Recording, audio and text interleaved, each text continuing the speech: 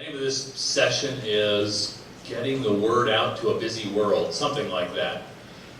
It's has to do with enticing or educating the uneducated about space, and ways to do that. Our first speaker is Carol Redfield, who's an assistant professor at St. Mary's University in San Antonio, Texas. And the topic of her talk will be tips for getting space curricula in schools. Space into schools. As opposed, since we can't put the schools in space, let's put the space into schools. Thank you. Let's see.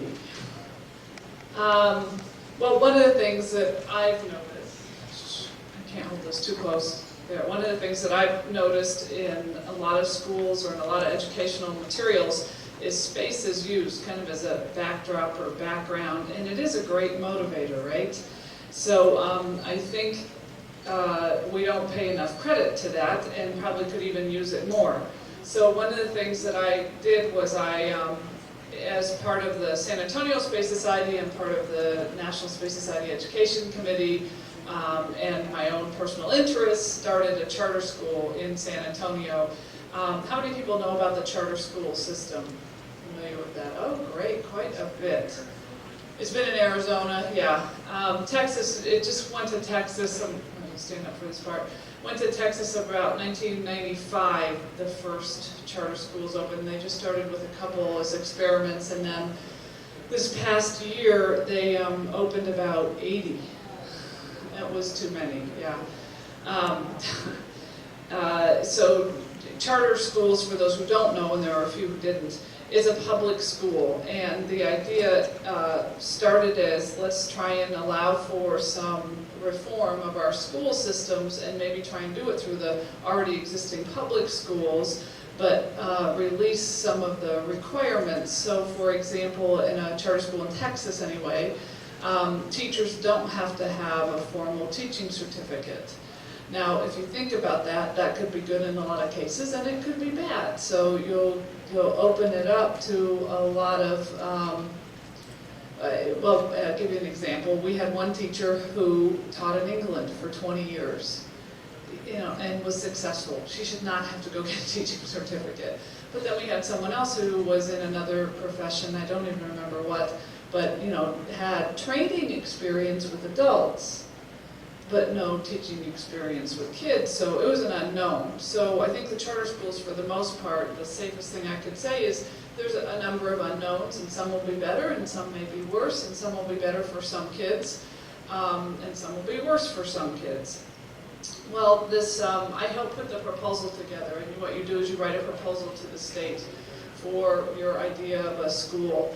And the proposal that we put together, myself and a gentleman put together, got rated 16th out of 96 proposals. So we were really happy with that, and got the proposal in the startup funds to start the school. And about 3 months before we were supposed to open, well, let's see, on the way to that, myself and a number of other volunteers, some from the San Antonio Space Society, some from people who just were interested in starting the school, we put together 500 applications we got in the end for 150 slots in the school of students. We interviewed teachers, selected teachers, we had a dozen teachers ready to go. And I personally found the location. It used to be a daycare, a tutor time daycare, and Kennedy Space Center is, there was a tutor time that started out at Kennedy Space Center. Anyone heard of that before? I see a couple of shakes in the head of heads in the audience. That they had a lot of space-related curriculum and computers and things like that. And that prototype was taken around different places in the country, and San Antonio had 2 of those. Well, they closed down. I don't know why. Didn't check into that. But their facility was available. So we basically took over that facility. It was all set up. There were bathrooms in each classroom and things like that, where they were like a dream come true, facility. So anyway, about 3 months before we were supposed to open, this was Sky's the Limit Charter School. About 3 months before we were supposed to open, the board of directors called a special meeting I went up to, and they asked the president of the board to resign, and that was my friend who I wrote the proposal with, and he had misappropriated funds. He took monies from one startup charter fund to pay for another startup charter school. So, and you'll never hear anything about it because charter schools already are getting a bad name enough, and you just won't hear about that one. They aren't going to prosecute or anything. And there wasn't bad intent, and he was really ignorant of the requirements, but doesn't excuse, what he did. The problem is then that these new people, the rest of the board took over the charter and really didn't have the experience that this guy had. And about 3 weeks before we were supposed to open, the new board of directors president called me and said, "We decided we're not going to open." So within 24 hours, actually, I found an existing charter school where they were willing to take our teachers, students, and location under their wing and open up a satellite site. So we opened up in August with 108 students starting, and it's called Radiance Academy of Learning. And my son went there for this year, and their last day of school is next week, a week from tomorrow, and ending with around 100 students. And I put a lot of space stuff around and worked to bring a lot of space stuff in. Now, they didn't have the kind of money because there was no startup money. In fact, the San Antonio Space Society loaned $6,000 for startup costs, and with that $600,000, we got all the tables, all the desks, all the chairs, all the blackboards, which I can tell you, if you're interested at all in starting a school, I can tell you how to start it cheap. For example, instead of blackboards, we got whiteboard material at Home Depot or whatever it is that's around here. You can go get, it's bathroom tile board. You get 8 by 4 feet sheets of bathroom tile board for about $10, and you get the $2 of tube of glue and put that on the back and follow the instructions. Don't not follow the instructions. It really works to follow the instructions. We found out you do have to put the glue on, put it on the wall, pull it off of the wall, let it sit for about 3 minutes, and put it back up. If you don't do that, the boards fall down. So anyway, so putting up whiteboards cost us $12. I don't know if you know how much chalkboards cost, but they're hundreds of dollars. Chalkboard. So anyway, I learned a lot of lessons like that for starting the school, so if you have any questions about that, I can answer that. So throughout all this, there wasn't any one person to use to bring space curricula in, and I had a lot of software that was donated from the Learning Company and other places like that, and a lot of intelligent tutoring systems. Some of you have heard me talk about that before. And a lot of that didn't happen, but it's set up to and ready to, and people can use that. So through all the trials and tribulations, I put this talk together showing what are some simple, easy things that you and I or anyone else could do to bring even the concept, space stuff into school, all right? So I am at St. Mary's University. And one of the first things you need to do is decide, do you want to do this? And do you want to bring space awareness to a school? You can take that on at many, many levels. You can, when we put on the International Space Development Conference in San Antonio in 1991, we were sent the extra proceedings, not all of them, because I know some are out there still, but we were given a bunch of the extra proceedings, and what we did with those is we donated them to all the libraries. All the schools, all the high schools, and all the libraries in town. And that was a simple way to bring space stuff into a school. So donating any kind of books, they love that, by the way. So if you decide you want to, what school, what age or grade levels, and the school that I helped put together was kindergarten through 8th grade. By the way, one of the great things about it, which was really, I think, one of the major things for putting it together, is that there are small classes. The school had about 100 students in it. The school my son was slotted to go to has 1,000 students in it. That's only kindergarten through 5th grade, 1,000 students. So this was kindergarten through 8th grade, 100 students, about 15 students in a class. And he was in a 2nd/3rd grade class, so he was getting exposed to some of the older material, which he could handle. He's pretty bright. So you have to decide if you're going to try and bring some space things into a school, what kind of awareness you want to bring, what school, what age or grade levels.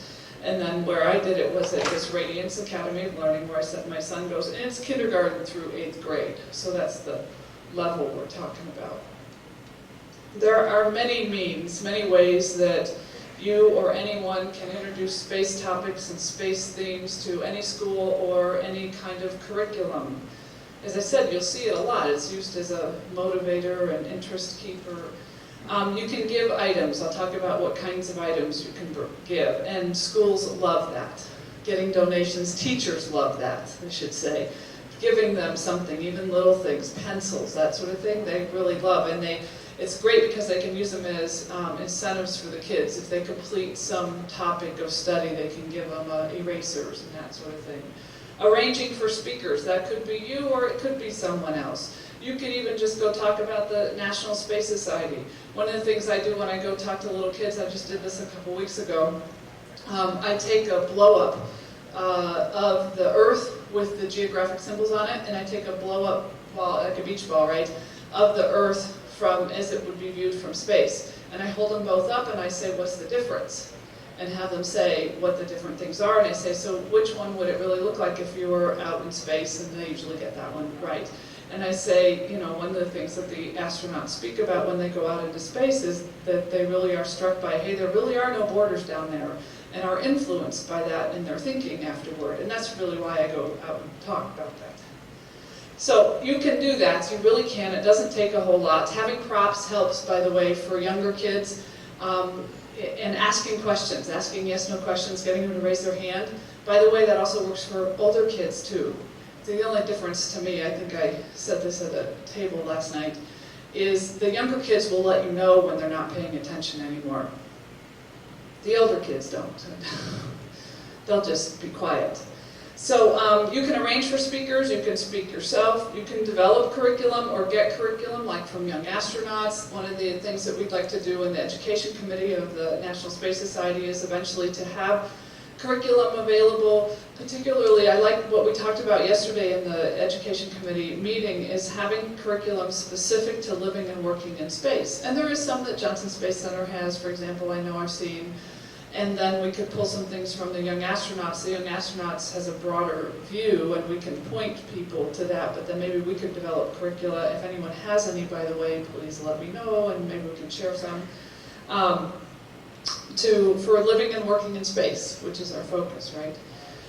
You also can develop award programs, like certificates, completing certain levels in math or science or that sort of thing, or even could be literature, you know, reading some science fiction books that have to do with living and working in space. You can actually put together award programs.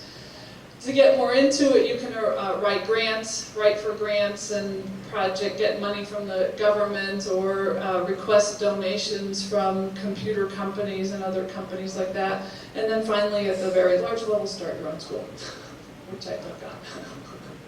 But you have to do that. So in the guise of giving stuff, what I started to do is look for anything, I mean anything, poster paper with stars on it, poster paper or material with moons, planets, suns, shuttles, launch vehicles, space stations, and Earth pictures. I'm real big on the Earth pictures, you know, looking back at the Earth and seeing the whole Earth and having literally a global point of view. And just that whole conversation is really from having us gone off the planet. So I give lots of things with the Earth pictured on it. Anything, pencils, pens, erasers, posters. Yeah, Jerry. I have a guy, he's not an active club member. And every couple of years, he calls me up and gives me all of his aviation, aerospace, and all that after. Oh, yeah. Exactly. Give them to the libraries at the schools, or give them to teachers, actually, is where I found, if you really want something used, give it to the teacher. You know, we give stuff to the libraries, and people may or may not use it there, but if you give it to the teacher directly, it often gets used. Where to get this kind of stuff? The regular place. I mean, even Target, if you have those, or Myers, or whatever's local around here. What are the big department stores like that now down here. Target, Office Supply, absolutely. But you got, yeah, absolutely. Office Max, Office Depot. There is from a, I have it later on, from a dental, I think it was a dental supply company. You know they give toys to the kids when they come in, right? Used to give candy. That's not a good thing for a dentist to do, so now they give little toys, right? Well, there are catalogs of dental supplies that include these little gifts, and that's where I found these wonderful space pencils, where there actually are pictures, small pictures of planets, and they're real pictures of the shuttle and planets on the pencil itself. School supply stores also have quite a bit of space-related things, stuff with stars. Some common ones: School Locker, Learning Zone, Lakeshore, Brighter Child, School Mart. I think these are national, I don't know. These are definitely available in San Antonio, but are those all national? Yeah, Linda? I think so. One thing I wanted to add to your list Yeah. is Oriental Trading. Yeah, it's on here. It's on here right there. Mail order. Oriental Trading Company, exactly. The dental supplies is there, but then Oriental Trading Company, how many people have seen that catalog? All right, so if you haven't, call up. There's the 800 number for Oriental Trading Company, and they've got really good prices on like things in bulk, gross. You know, you order them by the gross. And I used to, when I ran the Race for Space, I was a race director for the Race for Space in San Antonio, I would order the erasers that were like suns, moon, stars, and then put those in all the bags of all the runners and that sort of thing. That was fun. Science and space museums and planetariums are also kind of obviously, but you know, something to be put on the list here.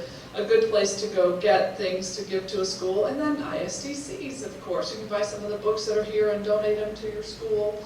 Very simple thing to do.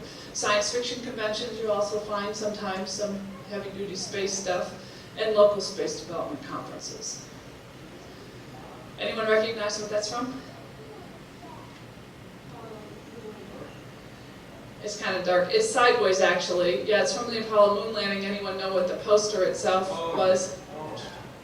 Space Week. Anyone know what year? I don't remember at the moment. No, it's actually quite a bit ago.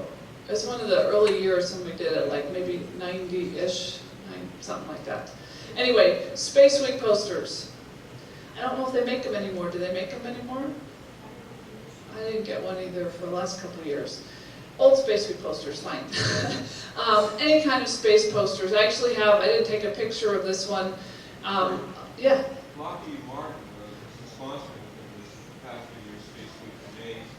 And they were giving us a poster saying, what would you do? Little pictures flying. Oh, that's great. They're a lot smaller. They're smaller, right, Space Day, right. So there may be posters around that.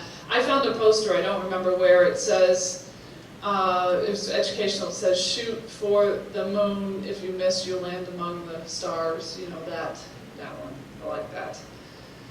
So I have that at the front of the school as you walk in.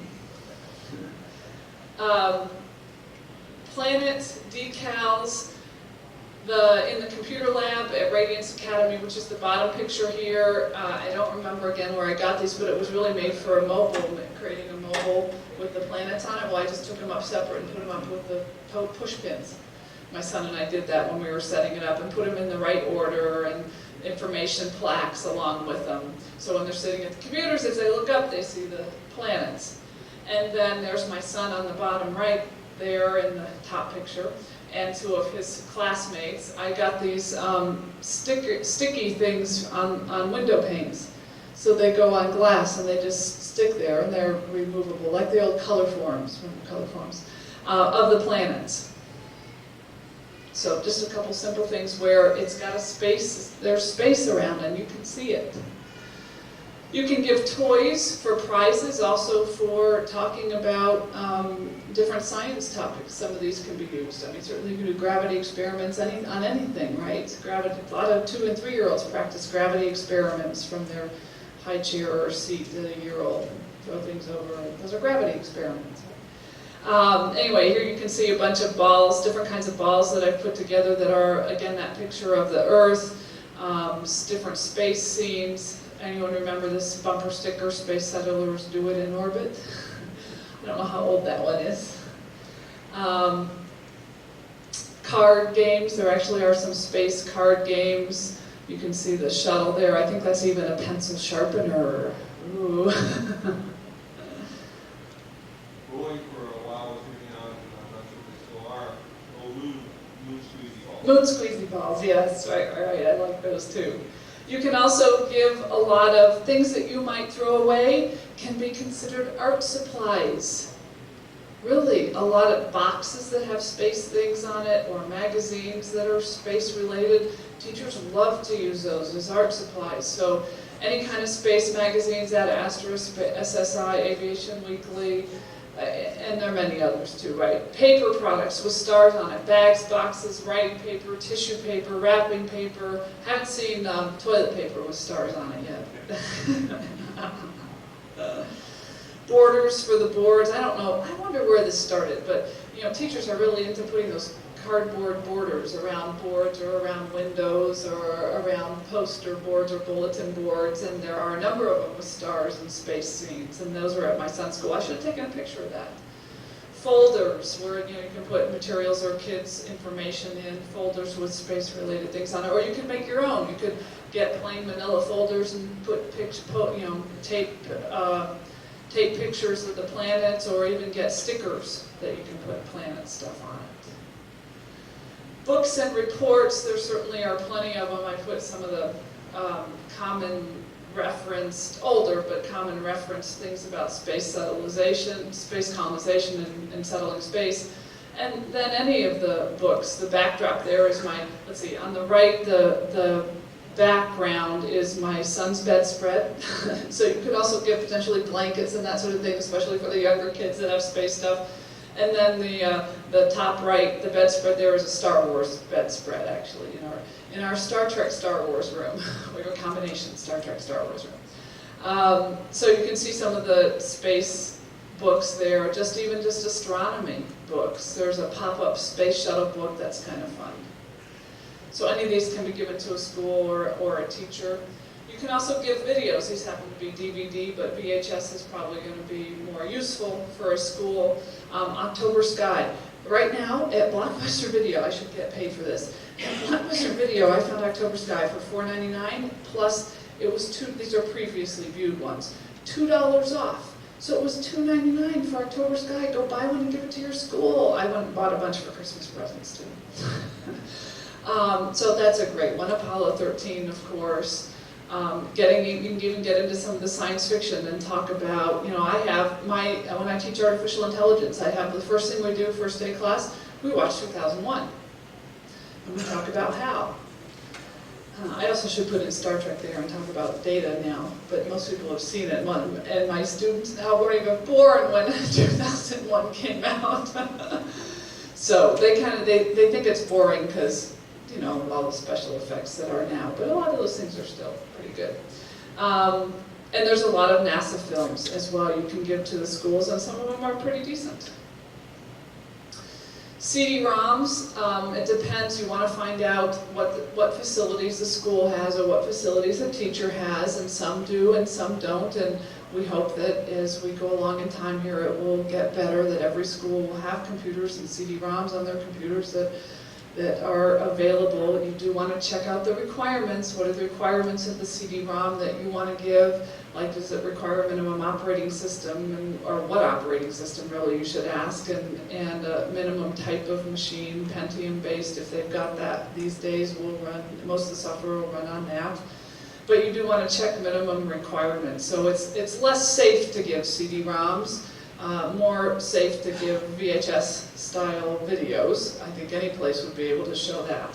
But if you're going to give CD-ROMs, you want to check it out. Now, the kinds of CD-ROMs you could give, there are some that are just about space and the universe up there and the space race. There's some really cool ones like that. But then there are some game ones that have some space concepts in them that could be used for fun and could be used as a reward again that a student could use if they completed something. Yeah, great. Yeah. Oh yes, Carmen Sandiego. Oh, Mission in Space? I've not. Where is she in space? I've not. Where in space is Carmen Sandiego? I have not seen that, and this is one of my areas, so I gotta find out, did the same company put it out? Because there's where in time is Carmen Sandiego, there's where in the US, and where in the world. There is a word spice for All right, I want one. but it's not for real young kids. Yeah. Some of the stuff is pretty hard. Yeah, when also the CD-ROMs, these CD-ROMs that are going to be space related are probably for the older kids. There are some younger ones, though, yeah. Magic school bus. Magic School Bus, yeah, and there's another one about some bear in space. I don't even know the right title of that. There's one about, I don't remember. Different talk. Let's see, you can also give a school memberships. You can give a school a membership to the National Space Society and they will get Ad Astra for their library. I've done that many times and a lot of schools I've done that with, they renew their subscriptions. You know, any of the other organizations, Space Studies Institute, Space Frontier Foundation, Mars Society, any of the various chapters that do newsletters, you can give a subscription to the school, a membership to the school. Usually it's to the library of the school if you do that, yeah.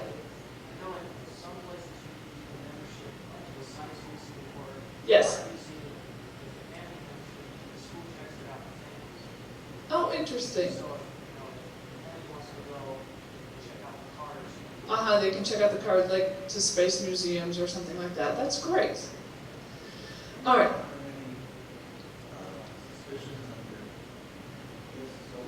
No, never. Yes, do we encounter any suspicion of our gifts? Yeah.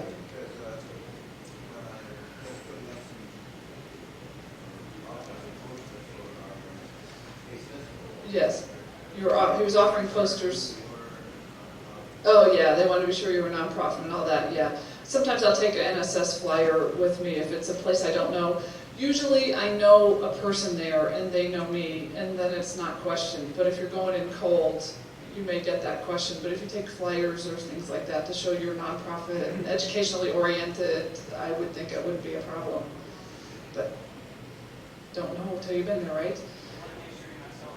Yeah, they want to make sure you're not selling something. Really, it's free. And the content is appropriate, of course. You can get speakers from NASA, and typically if you write for an astronaut and arrange for an astronaut, they pay, sometimes they'll pay the expenses, sometimes you have to pay the expenses, sometimes it isn't that expensive. Sometimes the astronaut will fly themselves over and you didn't know that they were going to do that, and you don't have to pay for that. That has happened a number of times. You can get speakers from the National Space Society, particularly if you're in the headquarters area, or from chapters. Some of you have chapter members who, that's what they do, they'll go out and speak. Then other space advocacy groups or space-related groups, the Astronomy Association of America, Experimental Aircraft Association, they love our stuff, and they will go and talk too. That's pretty neat, because they have some neat pictures usually of their experimental aircraft. And also, of course, the Young Astronauts. How many people are familiar with the Young Astronauts programs? Okay, those are for the middle school kids primarily is where I've seen them, and it's relatively easy to start a Young Astronauts chapter. And then, of course, you can talk about your chapter or your vision about space. It really is very easy to go do that, put something together.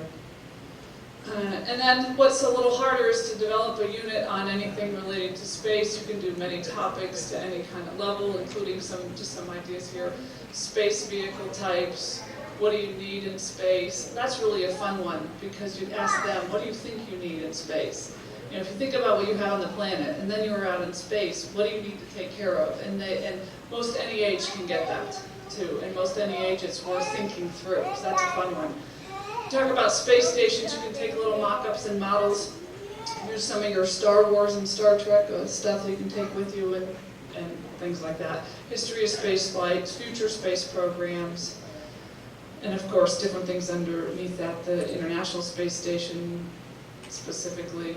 Getting grants and donation, that's a little bit harder. Donations from different places is not, mostly the hardest thing is to go ask.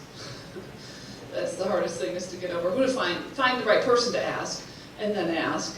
And then getting grants is harder. There actually are many grants already in place for schools through private companies or government entities. There are title monies. Title V money is technology money, bringing technology into a school. That would be a very appropriate one to look for grants to write to. Local school districts also have monies, and sometimes it's as easy as filling out a form, or sometimes following a long procedure and writing a grant to a certain format that they want. You also can do a search on the internet for grants and possible donations. And then finally, as I said, starting your own school. You can start a private school where you need to have separate funding, usually from the parents, or a charter school, which I spoke a little bit about.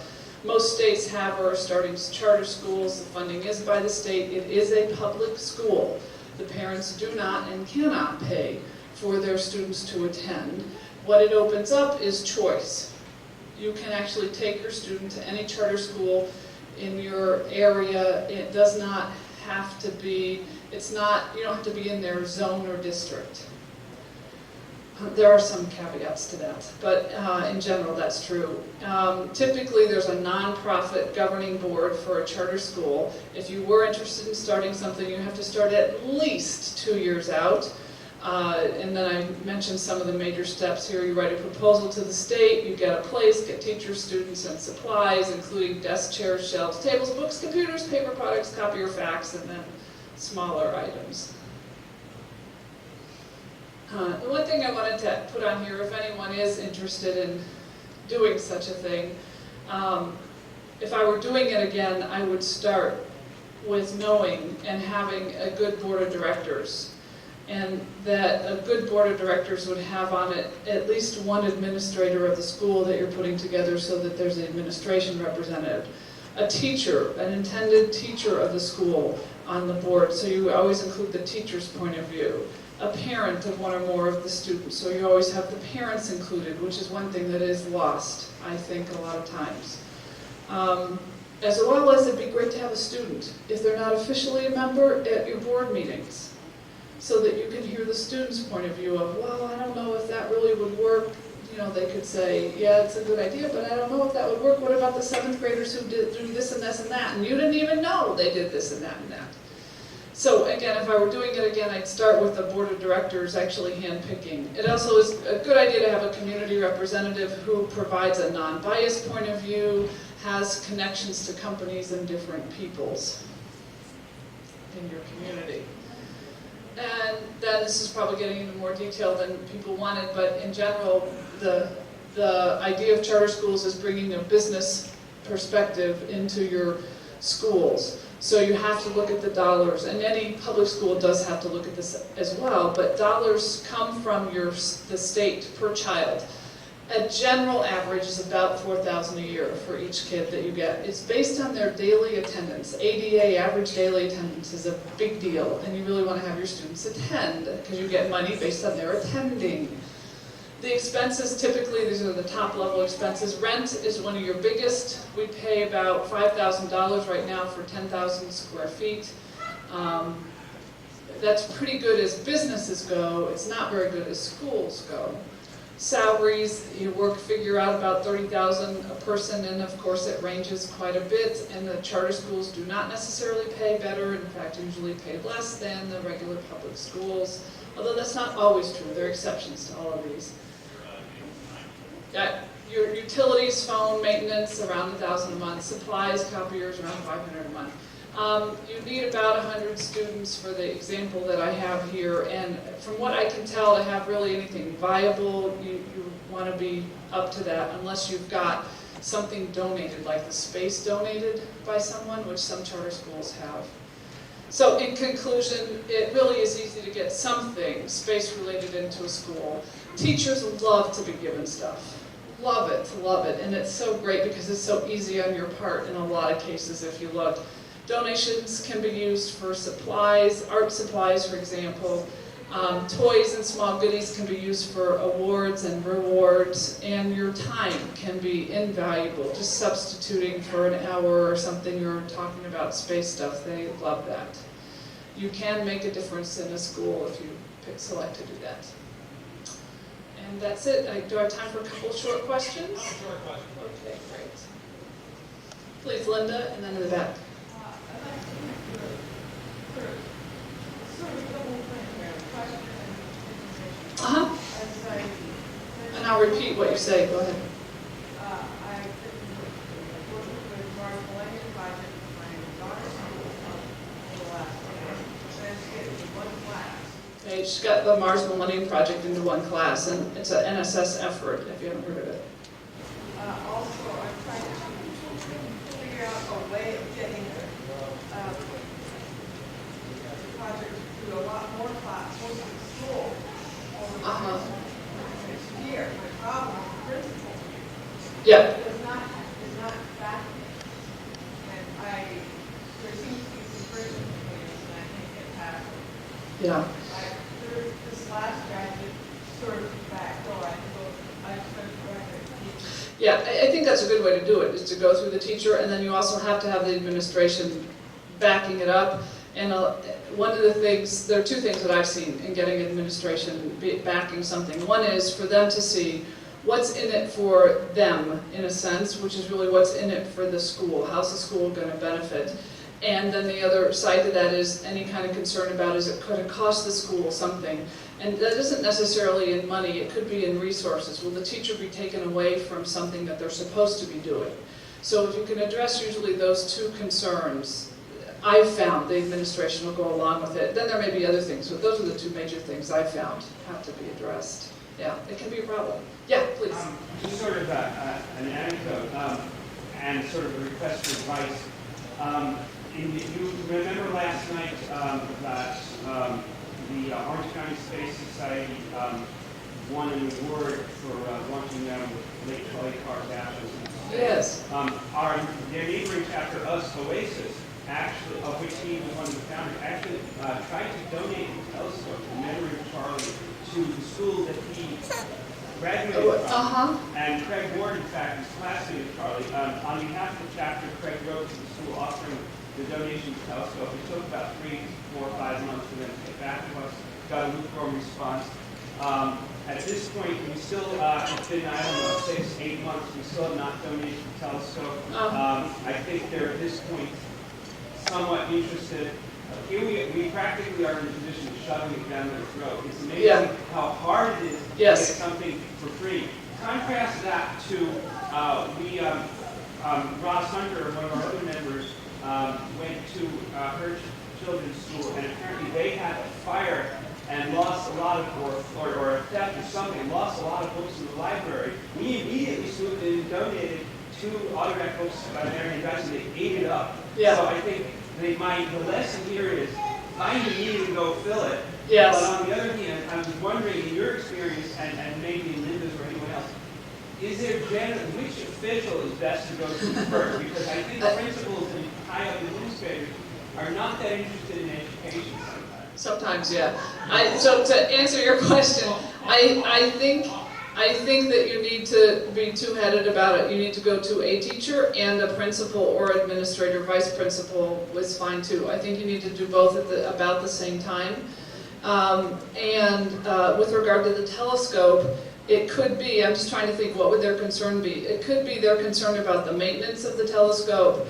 Who would be watching out for it? Where would it be kept? You know, you've got to start to think from the teachers and administrators' point of view, what would their concerns be, and see if you can address those concerns. Like if you had a teacher that was going to look out for it, take care of it, make sure it didn't get broken or misused or misplaced, or, you know, how do they have to track it? Because they may have to then track it in some database about the value and all of that, and depreciate it or whatever they might need to do. Yeah, you know, advice, Gary?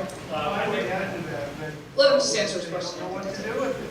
They don't know how to use it. Right. I think Kinda scared of that's the- the problem. Yeah. The principal doesn't know what to do with it, a science teacher would. You have to Yes, give it to an individual exactly. teacher who will own it.